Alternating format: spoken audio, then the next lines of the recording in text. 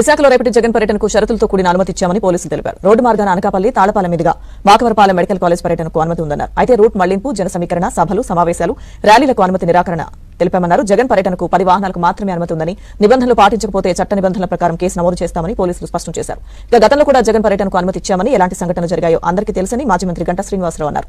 చట్టానికి ఎవరూ అతీతులు కారని, నిబంధనలు ఉల్లంఘిస్తే చట్టం తన పని తాను చేసుకుపోతుందని గంటా తెలిపారు.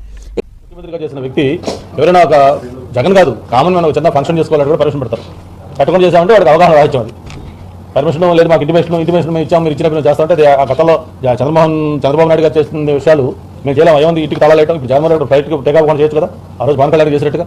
ఎందుకంటే మాకు ప్రజాస్వామ్యం మీద గౌరవం ఉంది కాబట్టి, చట్టం మీద గౌరవం ఉంది కాబట్టి, ఓకే డెమోక్రసీలో ప్రతిపక్ష పార్టీలు కూడా తిరగొచ్చు.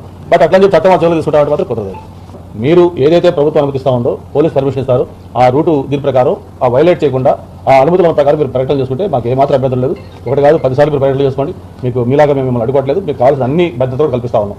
అంతేగాని మేము లా అండ్ ఆర్డర్ మా చేతిలో తీసుకుంటాం, మేము మీ పర్మిషన్ మాకు అవసరం లేదు, మా ఇష్టం చేస్తారంటే మాత్రం చూస్తూ ఊరుకునే పనే లేదు. ప్రజల యొక్క వెల్ఫేర్, వాళ్ళ యొక్క సంరక్షణ ప్రభుత్వం ప్రధాన బాధ్యత. వాళ్ళకి ఇబ్బంది కలిగే విధంగా మీరు ప్రకటనలు చేస్తారంటే మాత్రం అది కుదరదని చెప్పి కూడా మీకు మనం చేస్తా ఉన్నాం.